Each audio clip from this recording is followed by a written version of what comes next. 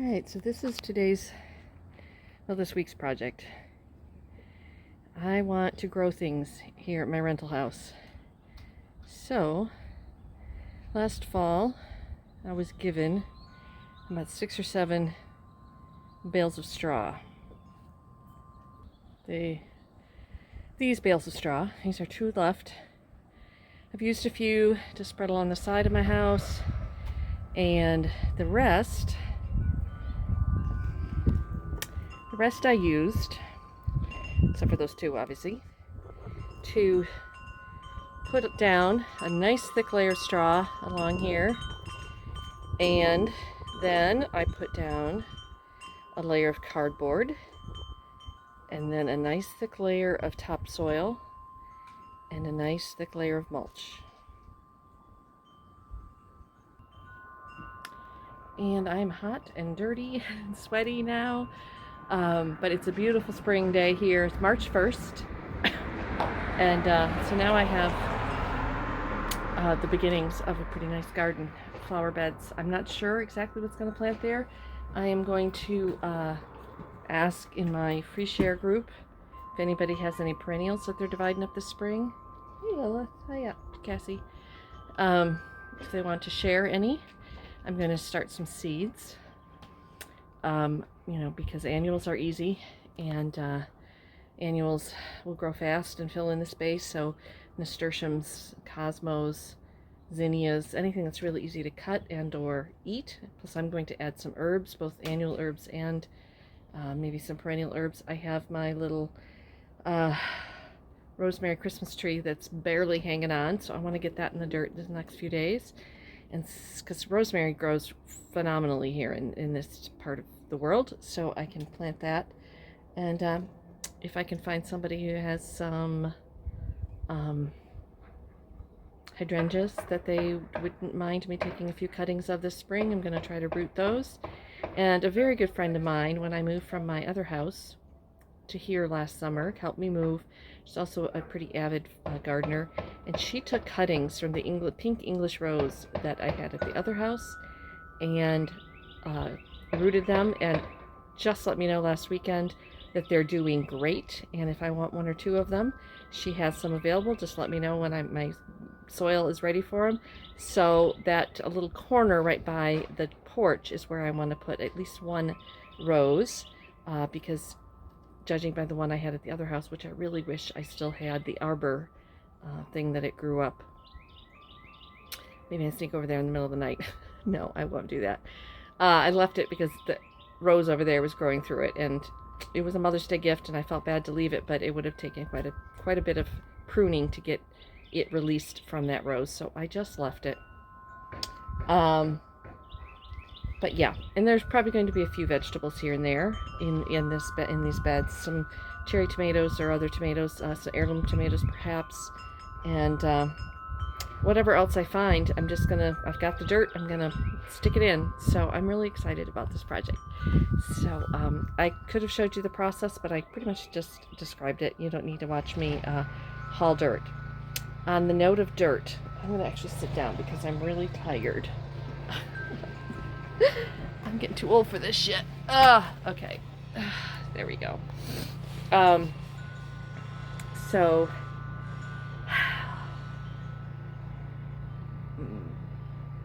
I really wanted to get just bulk soil delivered, so I didn't have all the plastic bags to deal with. But then, or have somebody come and do all this for me, because I'm old and it's hard. But I started doing the research, and the cost was going to be just very prohibitive, and I really only needed a little bit over a half a yard of dirt and mulch, and the minimum delivery was a yard. And I'm like, well, I'm going to be hauling dirt around this property for a week if I get twice as much dirt as I need. And yes, I could put some beds in the back and things like that, but I didn't want to do that. And I started doing some research, and I discovered that the most economical way to do it, and at this point right now, economics is a really big deal for me. I realized that the most economical way of getting soil and mulch And if you noticed in the video that where I showed you the finished beds, you'll see that I drive a tiny car. Would be to get it from a big box home improvement center, whose initials are the same as my great-grandfather Henry Doyle. And yes, I had to pay a delivery charge from them, but it was a lot less than the bulk place, and I would be able to get the exact amount I needed. I have it delivered to my front door this morning. Well, not my front door, but right out here. And I'm telling you, it made the job so much easier. But it was all wrapped in plastic, and of course 20 plastic bags when I was, that I had to empty.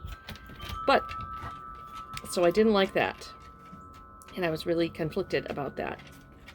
But what I've done is I've shook out all the dirt and the mulch from the inside the bags, I flattened them out, rolled them up, and they're under my porch. And I'm just put the last small roll of kitchen garbage bags in my opened that, or had that, like I only have one small roll of kitchen garbage bags left. Those will probably last me quite a while, because I only maybe have one bag of garbage a week anyway. But I'm going to use these plastic bags for like yard cleanup, when I have to clean up doggy doodles in the backyard. And any other things like that. I also have a friend who runs a like wild area litter cleanup campaign here in town, and so I will see if they want to take them for, when they do their, instead of using brand new garbage bags to just put litter in, they could maybe use these to pick up litter. They will not go into my garbage can, and they will be not used only once. They will be used in, again, for garbage or litter or something. I might even use a few of them as growing bags, like roll down the tops and grow some plants in them in the backyard, perhaps. I think I have a lot of growing space up here though right now, so I don't know if I'll need that. But anything that I need plastic sheeting for, I will use those for, and try to reuse them. So that's my project. I hope you, I'll keep you, I'm sorry for the sound. Cass is pacing back and forth out here, and he's being obnoxious. So he's making a lot of noise. Anyway, I will keep you posted as to the progress of this little garden project. I really hope to beautify my little rental home here this summer, and also maybe be able to eat a little bit from my garden as well, especially herbs. I really want to get some nice culinary herbs and medicinal herbs out there. I have a few that I brought from my other house, mugwort and yarrow, and St. John's wort, if it survived. I haven't seen it come up yet, but fingers crossed it came back. And a few other things that I'm going to put. And I have successfully in the past rooted and replanted elderberries. Now the neighbor dog is barking.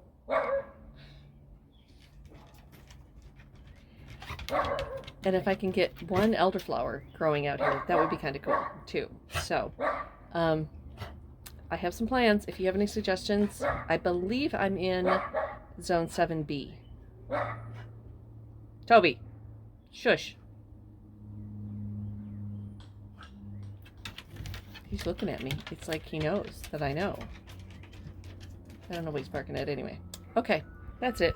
I'm gonna go in and take a shower, get cleaned up, drink a big thing of water so that I don't get dehydrated, and start planning my garden. I have a few seeds that I've saved from past years, and so I want to go see what I have. I know I have nasturtiums and zinnias and maybe some sunflowers, so maybe I can start those in pots here pretty soon. And I have to decide if I'm going to try starting tomatoes and whatever else veggies that I want, or just hit some of the many wonderful garden centers that we have around Chattanooga and just let them do the hard work right now. Because I have a feeling that if I start plants, Lilith will eat plants or knock plants over, and so it might be more effort than it's worth. So anyway, thanks for joining me, and peace out, witches.